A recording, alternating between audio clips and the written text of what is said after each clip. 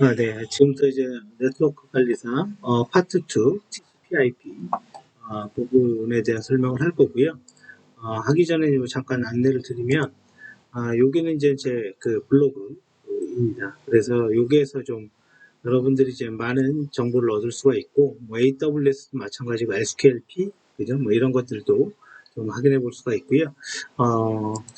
자, 아무튼 뭐 이제 시작을 하는데, TCP/IP, 뭐 OSI 7계층, 그 다음에 뭐 일단은 간단하게 얘기하면, 뭐 이거는 그 통신 프로토콜인 거죠, 그죠? 예, 그래서 프로토콜이라고 하고, 이 프로토콜이라는 거는 마치 영어, 중국어, 일본어처럼 어떤 송신자와 어떤 수신자 간의 메시지에 대해서 우리가 한 약속을 프로토콜이라고 합니다. 그래서 첫 번째는 동기화 방법. 뭐 예를 들어서 제가 말을 할 때 뭐 여러분들이 듣고 있는다거나 같이 말을 한다거나 그리고 한국어로 한다거나 메시지의 포맷 그리고 제대로 듣지 못했을 때 다시 말해달라고 얘기를 한다거나 즉 재전송 기법인 거죠. 그래서 이게 백워드 에러 컨트롤입니다.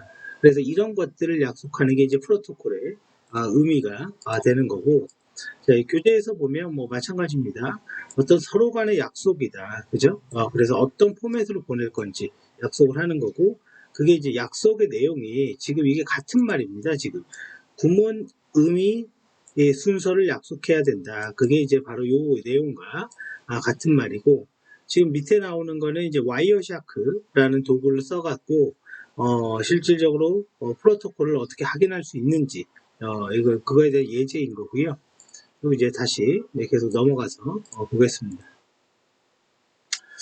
자, 그래서 뭐 데이터 전송 방식이 있고, 그다음에 OSI 7계층이 있는데, 그 약속을 할 때 7계층으로 나눴다. 그래서 ISO가 표준으로 잡은 거고요. 밑으로 한번 가볼게요. 뭐 간단하게 얘기하면 이렇게 얘기할 수 있어요. 이건 이제 TCP/IP가 아니라 OSI 7계층인데, 프로그램이 있고요. 애플리케이션. 요 세 개를 그냥 애플리케이션 계층이라고도 얘기합니다. 왜냐면 TCP/IP에서는 그냥 애플리케이션이라고도 말하고요. 요거를 갖다 여기에서 발생되는 데이터를 우리는 이제 메시지라고 하는 거죠. 그죠? 프로그램이 어떤 데이터를 이제 보내고 싶냐, 그죠? 그런 걸 메시지라고 하고, 트랜스포트 계층. 이제 여기에 나와 있는 것 중에 하나가 TCP 혹은 UDP 같은 게 있는데, 이런 것들은 이제 뭘 하냐면 내가 어떤 식으로 데이터를 보내겠습니다. 뭐 그런 것들을 가르쳐 주는 거예요. 그래서 TCP는 연결 지향, 그러니까 커넥션 오리엔티드, 그러니까 연결을 먼저 한 다음에 뭐 데이터를 보내고, UDP는 연결하지 않고 그냥 데이터를 쏴버리는 형태를 얘기하고요. 그다음에 이제 네트워크, 여기에는 이제 IP가 있는 거죠. 어디로 가야 되냐? 그 문제는 얘가 해결합니다. 그래서 IP 주소가 있어서 마치 그 집 주소라고 보시면 돼요. 그런 것들을 결정하는 거고, 데이터 링크 지금 뭐 여러 가지 일이 있는데 그 중에 하나가 에라 처리입니다. 그래서 받지 못하면 어떻게 처리할 거냐. 그러니까 데이터 링크도 에라 처리를 하고요. 트랜스포트 계층도 에라 처리를 합니다. 그래서 각각의 계층별로 해야 될 역할을 정의했는데 그거를 7개로 나눈 게 OSI 7계층이라고 합니다. 자, 그래서 쭉 보면 어차피 이거 TCP/IP 보면 끝나는 겁니다. 자, 그래서 파일 뭐 메시지를 만들고 인터넷을 하기 위해서는 뭐 HTTP, 파일 업로드 다운로드 FTP, 메일 SNMP, 그다음 뭐 네트워크 모니터링, 그다음에 메일 발송을 위해서 SMTP 같은 게 있고 프리젠테이션은 기본적으로 코드화를 하는 거예요. 그러니까 예를 들어서 메시지가 여기서 영문자 A가 나왔어요. 그거를 우리가 ASCII 코드라는 거를 변화를 하면 그건 숫자 65가 됩니다. 이건 정해진 코드로만 바꾸는 겁니다. B는 66 이런 식으로. 그 다음에 세션이라는 거는 가상의 연결을 하는 겁니다. 그래서 데이터를 주고받아서 실제로 우리가 그 데이터를 주고받는데 이상이 없는지 그 중에 단순, 뭐 단방향, 심플이라고도 그러고 반이중, 전이중 세 가지가 있는데 단순, 심플렉스입니다. 이거 영어로 하면 심플렉스인데 그냥 보내기만 하는 거. 반이중은 주고 받는데 동시에는 안 되는 거. 풀드 플렉스, 그죠? 전이중은 풀드 플렉스예요. 동시에 주고받을 수 있는 거. 그래서 반이중의 대표적인 게 무전기죠, 무전기. 그죠? 전위 중에 대표적인 게 전화기, 그죠? 그런 거고, 트랜스포트는 TCP와 UDP가 있는 거고, 얘는 논리적인 연결을 한다. 이 논리적인 연결의 의미가 커넥션 오리엔티드입니다. TCP에. 그래서 영어로 커넥션이라고 쓰지 않고 커넥션 오리엔티드라고 쓰는데 이유가 있는 거예요. 연결 지향, 이거는 연결되지 않았다라는 의미인데 사실은, 근데 이제 그렇게 공부하면 헷갈리니까 연결됐다라고 해석하는 게 공부할 때 좀 편합니다. 무슨 말이냐면 커넥션 오리엔티드는, 자, 기본적으로 송신자가 있으면 내가 어떤 데이터를 하나 이렇게 보내봐요. 그러면 이렇게 수신자한테 이렇게 도착을 할 거잖아요. 그럼 얘가 그거에 대해서 응답을 줍니다. 그러면 이제 이러한 과정을 뭐라고 그러냐면 보통 핸드세이킹이라고 하는데, 이러한 과정을 통해서 서로 연결되었다라고 우리 보자. 즉 커넥션 오리엔티드를 하는데, 연결되었다라고 보는 거를 뭘 기준으로 할 거냐면 세션 값이라는 걸 갖고 기준으로 하자. 세션이라는 거는 요 연결할 때만 사용하는 임의의 문자열입니다. 그래서 이 문자열을 가지고 있으면 우리는 커넥션 된 거를 보자. 그래서 로지컬한 연결이라는 표현을 쓰는 거고요. 로지컬한 커넥션이 아니라 반대로 피지컬한 커넥션이 있는데, 그거는 바로 뭐예요? 전화기죠, 전화기. 전화기는 피지컬한 커넥션입니다. 그게 커넥션입니다. 일반적으로 얘기하는. 자, 그래서 이제 그런 역할을 하는 거고, 자, 밑으로 내려가면 네트워크 계층은 IP 버전 4와 버전 6가 있어서 이제 경로를 결정하는 겁니다. 그래서 라우팅이 있어서 라우터라는 게 있어서 어디로 가야 될지, 데이터 링크 계층은 이제 물리적 주소로 변환도 하고, 또 하나는 얘는 에러를 탐지하고 교정하는 역할을 합니다. 보니까 뭐 그 메시지가 잘못됐어요. 그럼 재전송을 한다거나 깨진 거를 고친다거나 그런 역할을 합니다. 그래서 우리가 이제 물리적 주소 이렇게는 윈도우 CMD에서 이렇게 IP 테이블즈 all이라고 치면 우리가 이제 저런 것들을 확인해 볼 수가 있습니다. 그래서 CMD 이렇게 쳐보면 IP 테이블이 아니죠. IP config 이렇게 그냥 엔터 쳐도 되고요. 이렇게 all하면 모든 정보를 다 보여줘, 이런 뜻인데, 현재 지금 뭐 제가 와이파이로 되어 있거든요. 그래서 와이파이 분의 이제 피지컬한 맥 주소를 이렇게 확인할 수가 있고, IP 버전 6는 16진수로 이렇게 되어 있죠. 형태 자체가. 그래서 IP 버전 6도 확인할 수가 있고요. 그래서 IP 테이블즈 아니 IP 콘피그 all은 그런 네트워크 정보를 모두 확인할 때 사용할 수가 있습니다. 그리고 이제 피지컬은 이제 전기를 보내는 거고 01010 이렇게 전기를 쏘는 겁니다. 근데 전기가 영원히 날아갈 수가 없기 때문에 리피터라는 장치를 써서 전기를 증폭해 줍니다.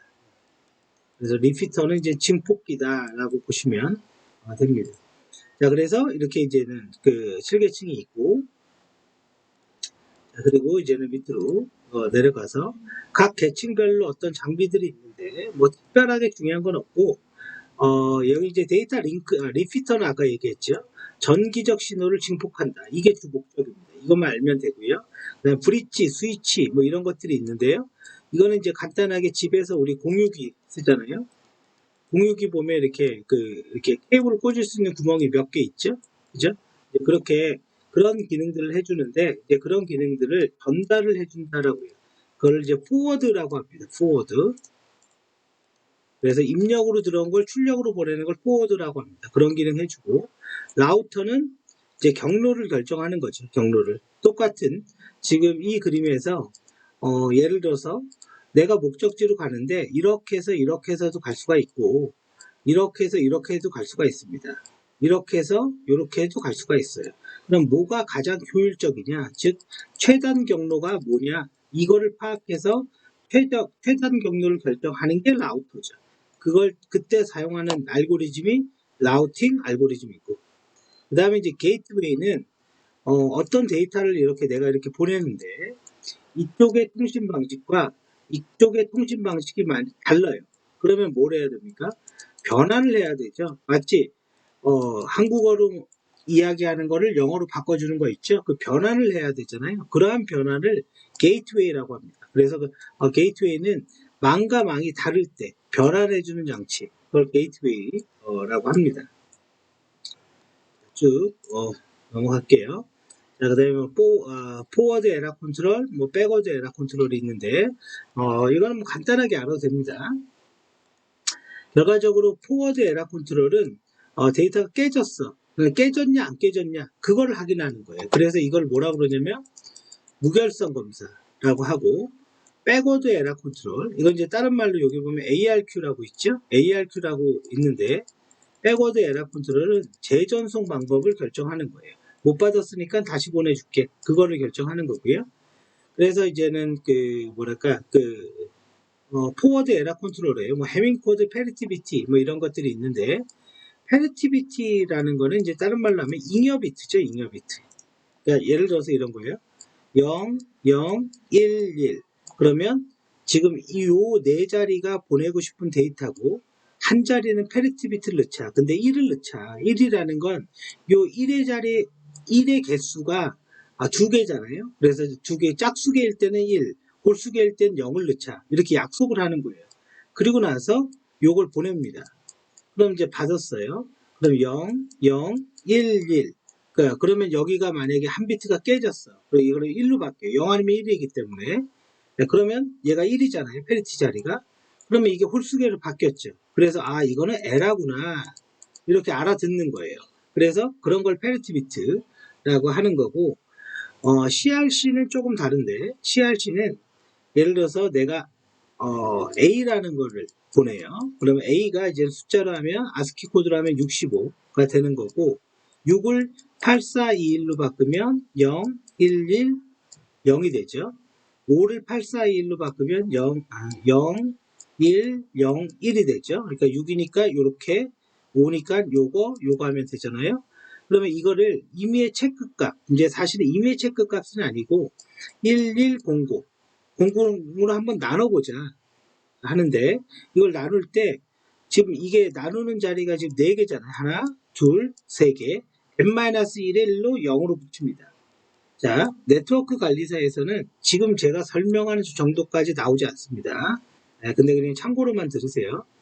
자, 1, 1, 0, 0. 이걸 한번 이렇게 나눠보자.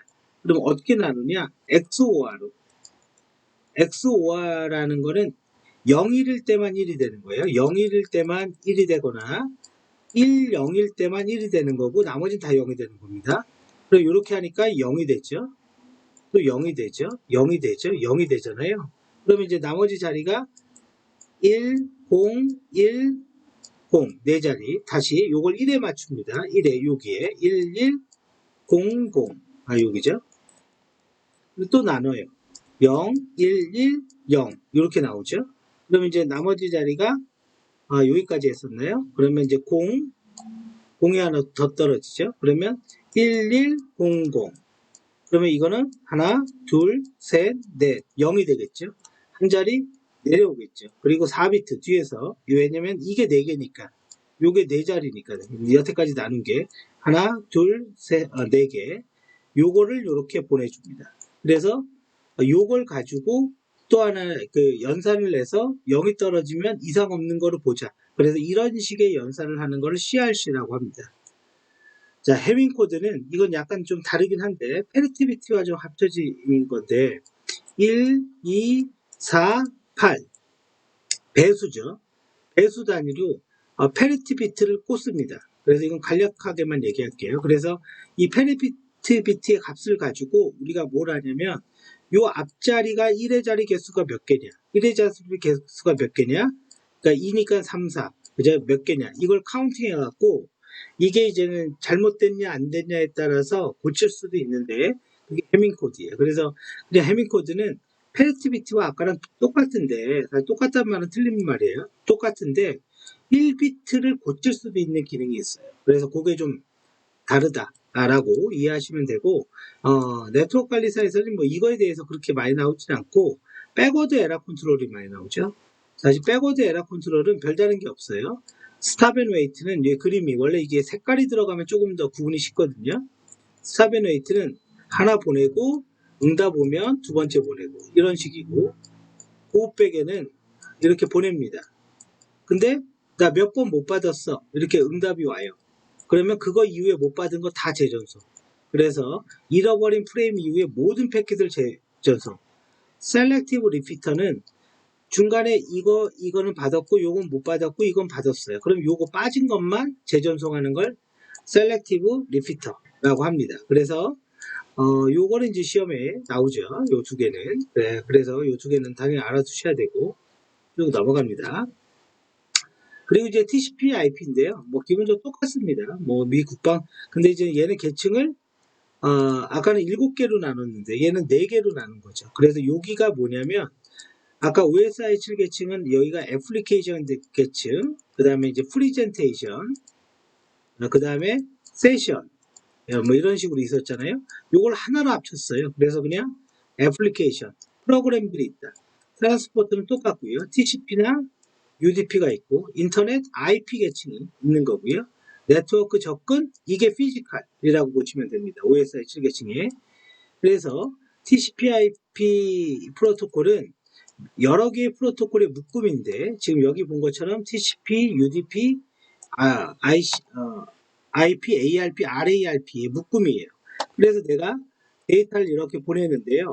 첫 번째 이 ICMP 프로토콜의 역할은 데이터를 이렇게 보낸 다음에 이렇게 응답이 올 때까지 시간을 체크합니다.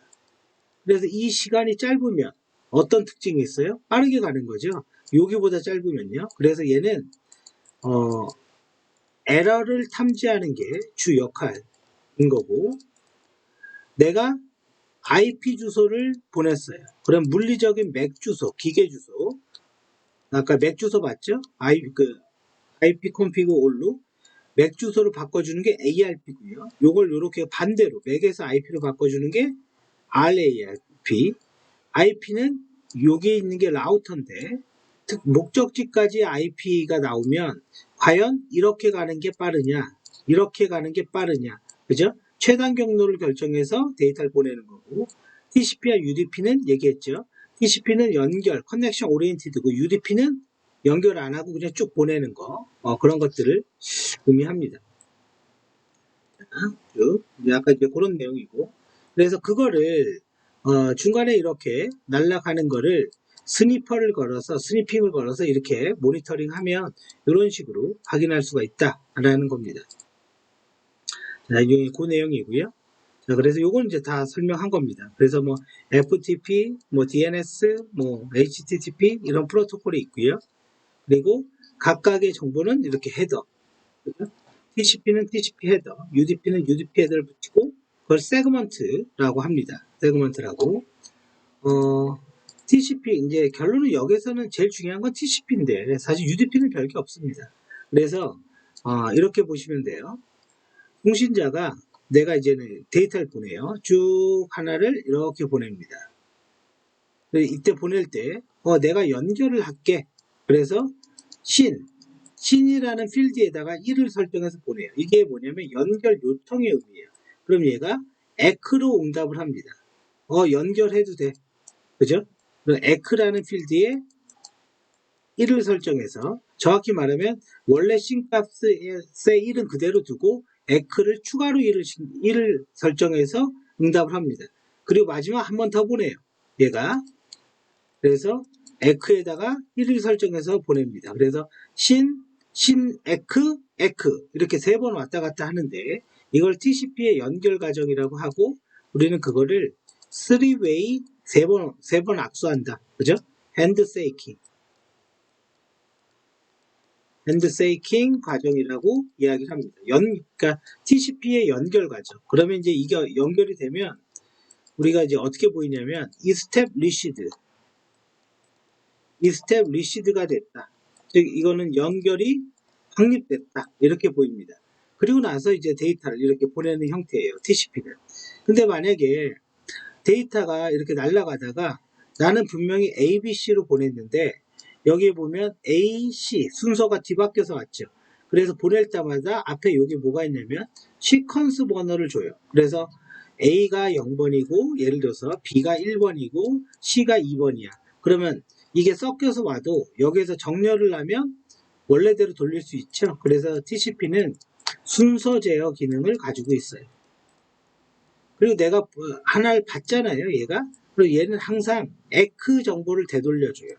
그래서 만약에 그 송신자 입장에서 에크가 안 날라오면 못 받았구나 이렇게 알 수 있죠. 그래서 재전송을 할 수 있게 됩니다. 그래서 항상 하나 받으면 나 하나 받았어 에크 1, 두 개 받았어 에크 2, 세 개 받았어 에크 3 이런 식으로 되돌려 줍니다. 그래서 얘는 대전송 기능을 만들 수가 있기 때문에 TCP는 신뢰성 있는 통신을 할 수가 있어요. 그리고 TCP는요, 요게 이제는 버퍼, 메모리 영역입니다. 여기에 보면 하나 비어있죠? 넣을 수 있는 게. 그걸 윈도우 사이즈라고 해요. 그럼 윈도우 사이즈 1. 그럼 윈도우 사이즈 1이 이렇게 오면, 저쪽에 받을 수 있는 놈이 공간이 하나밖에 없구나. 그럼 하나만 보내줘요. 근데 만약 윈도우 사이즈가 3이 와요? 그럼 3개 동시에 보내요. 그래서 효율적으로 보내는데, 그거를 우리는 이제 흐름 제어라고도 얘기하고, 다른 말로 TCP에서는 슬라이딩 윈도우, 이걸 슬라이딩 윈도우 기법이다라고도 말합니다. 그래서 공식 이름은 슬라이딩 윈도우입니다. 이제 그게 이제 여기서 말하는 게 이제 그런 것들입니다. 지금 그래서 지금 보면 이제 여기서 나오는데 TCP의 연결 과정은 시네크, 에크 이렇게 3번 왔다 갔다 해서 최종 이스태블리시드를 만든다. 그래서 이러한 상태를 우리는 아까 얘기했죠. 3웨이 핸드세이킹 방법이라고 하고, 이런 상태를 내가 눈으로 직접 보고 싶으면 netstate라는 명령을 쳐서 리눅스와 윈도우가 똑같습니다. 이렇게 직접 그죠? 이렇게 확인할 수가 있습니다. established 신센트가 뭐였어요? 연결 요청이었죠. 연결 요청. 그래서 이러한 기능을 하기 위해서 신뢰성 있는 전송, 에러 제어, 순서 제어, 알겠죠? 풀 디플렉스, 동시에 주고받을 수 있다. 커넥션 오리엔티드, 흐름 제어, 3웨이 핸드세이킹, 지금 다 얘기했습니다. 그런 기능들 제공하고, 이제 그러기 위해서 필요한 것들, 여기에서 조금 몇 개만 얘기를 할게요. 얘기하지 않은 핀이라는 거는 연결을 끊자라는 명령어고, C는 연결을 요청하자, RST는 재연결, 그 다음에 이제 에크는 응답이야. 나 응답의 의미야. 그런 의미입니다. 그리고 슬라이딩 윈도우, 흐름 제어를 수행하는 방법으로 수신자가 수신받을 만큼의 데이터를 전송한다. 즉, 여기 버퍼의 사이즈를 보고 송신자가 그거에 맞춰서 보내준다고요. 왜? 들어갈 공간이 적은데, 많은 데이터를 보내봤자 아무런 의미가 없잖아요. 네, 그래서 그런 의미입니다. 슬라이딩 윈도우. 네, 이게 그 얘기예요. 지금 3개가 비어있으면 3개 보내고, 그저 3개씩 보내겠다. 자, 쭉 들어갑니다. 혼잡제요. 이거는 이제는 네트워크 관리사에 그렇게 많이 나오지는 않습니다. 이거 이제 간단히 말하면 이런 거예요. 혼잡제어는, 내가 만약에 데이터, 여기 보면 TCP는 슬로우 스타트를 한다라고 되어 있어요. 이게 무슨 말이냐면, 최대 속도가 100mbps입니다. 예를 들어서, 그러면, 잠깐만요. 여기 아마 있지 않을까 싶습니다.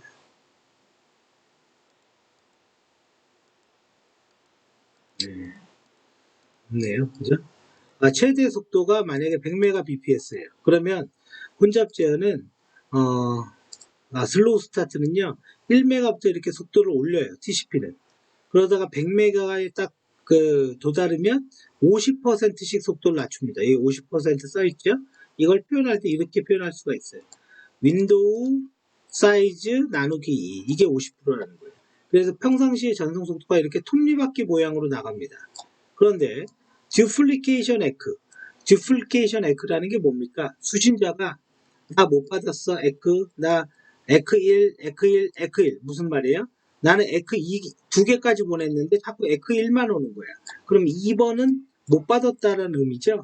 얘는 항상 자신이 마지막으로 받은 거를 리턴합니다. 주기적으로. 그러면 에크 1 오면 듀플리케이션 에크가 발생하죠.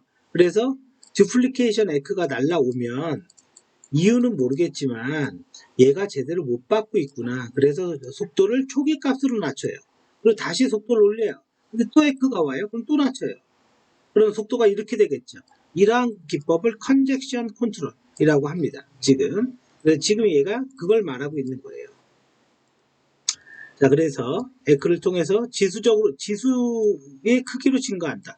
점점 증가시킨다. 슬로우 스타트는 TCP가 시작할 때 저장 속도를 초기값부터 지속적으로 올리는 방법이고, 디플리케이션 에크가 오면 수신을 못 받는 것으로 판단하고 초기값으로 낮춘다. 됐죠? 네, 이게 그 얘기입니다. 자, 그 다음에 UDP. UDP는 별 기능이 없습니다. 비신뢰성 통신. 그러니까 기능이 없으니까 얘는 속도가 빨라요. 왜냐면 얘는 연결 작업이라는 게 없습니다. 그냥 네트워크에 그냥 뿌리거든요, 얘는. 자, 그래서 이렇게 보낼 수가 있고. 인터넷의 주 목적은 뭡니까? 인터넷겠죠? IP. IP 주소를 읽어서 경로를 결정합니다. 그래서 IP 프로토콜이 있고요. 네, 이렇게 되어 있습니다. 그래서 IP 프로토콜은 여기에 보면 이런 거예요. 어떤 데이터 패킷을 내가 3000바이트로 만들었어요. 근데 물리적으로 통과할 수 있는 최대의 크기가 만약에 MTU가 1500이야. 그러면 한 번에 못 보내죠. 그럼 이렇게 잘라야 될 거 아니에요. 그죠? 여기는 최대 1500바이트라고 했으니까. 그럴 때 분할됐다, 분할되지 않았다의 여부는 플래그에 넣고, 파라그먼트 오프셋이라는 거는 내가 첫 번째 분할이냐, 내가 두 번째 분할이냐를 구분할 수 있는 구분 값입니다. 그래서 플래그 앤 오프셋이 있고, 그리고 TTL, 이거는 이제는 time to live, 다른 말로 호비라고도 하죠. IP 버전 6에서. 그래서 통과할 수 있는 라우터의 수입니다. IP 패킷이 통과할 수 있는 라우터의 수를 얘기하고, 통과할 때마다 일씩 감소된다. 즉, 왜냐면 송신자가 수신자한테 가는 방법은 이렇게도 갈 수가 있지만, 얘를 이렇게 100번 돌고 이렇게도 갈 수가 있습니다. 이런 불필요하게 작업을 하면 여기 네트워크가 부하가 발생하죠. 그래서 TTL 값으로 그런 짓을 못하게 제약을 해주는 거다라고 생각하시면 돼요. 그리고 체크섬. 이 체크섬은 아까 CRC 잠깐 봤죠? 그 CRC입니다. CRC를 통해서 헤더를 검사하겠다. 즉, 헤더가 깨졌냐, 안 깨졌냐. 그죠? 그런 것들을 검사할 수가 있습니다. 쭉 넘어가. 이게 이제는 단편하죠. MTU 값을 통해서 플래그 앤 오프셋. 그래서 지금 여기 보는 것처럼 이렇게 패킷이 최대가 아니죠. 이렇게 세 개로 분할되죠. 이 긴 게. 그리고 MTU는 if config, 리눅스에서 보면 이렇게 기본값이 1500입니다. 그래서 이 1500을 기준으로 분할이 된다. 쭉 넘어가고요. 쭉. 그리고 이제 서브넷 마스크. 이거는 그냥 네트워크를 분류할 때 사용을 하는 겁니다. 그 다음에 뭐 라우터, 뭐 OS 7계층, 멀티캐스트 뭐 이렇게 있는데 간단하게 보죠. 서브넷 마스크는 이제 간단하게 이런 거예요. 전체 IP가 이렇게 여기 밑에 있네요. 그죠? 4개의 필드로 되어 있는데 여기 이제는 1111 이렇게 8비트입니다. 이게 하나, 그래 4개. 그래 255.255.255.0이라는 건 끝에가 이렇게 0이라는 거죠. 그러면 이제 내가 이거를 2비트를 1로 준다라는 거는 이 얘기인 거예요. 네트워크가 내가 4개가 필요한 거예요.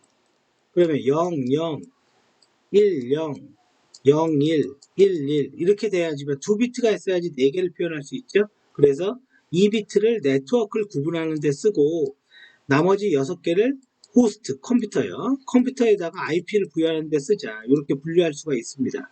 그러면 이 값의 의미가 이렇게 되는 거예요. 1, 배수로 갑니다. 2, 4, 8, 16, 32, 64, 128. 근데 두 개를 쓰면 128 더하기 64가 돼서 192로 되면요. 요 네트워크를 얘기하죠. 192. 그리고 얘는 64죠. 64가 되는 거. 그러니까 25.25.25.64,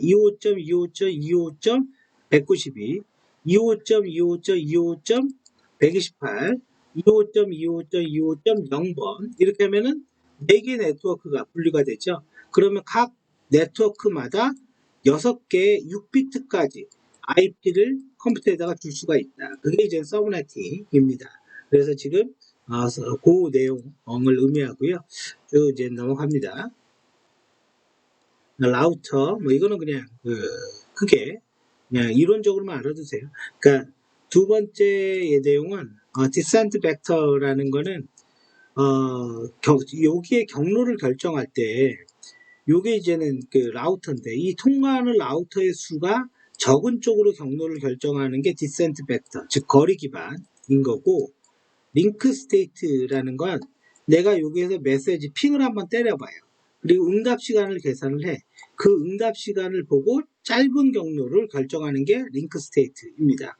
그래서 만약에 이제 라우터, 지금 이제 네트워크가 이렇게 생겼으니까 어떻게 가든 통과하는 라우터 개수가 똑같은 것 같아요. 그죠? 네, 그래서 그거를 기준으로 하는 게 디센트 벡터고, 이 디센트 벡터 알고리즘을 쓰는 게 RIP인 거고요.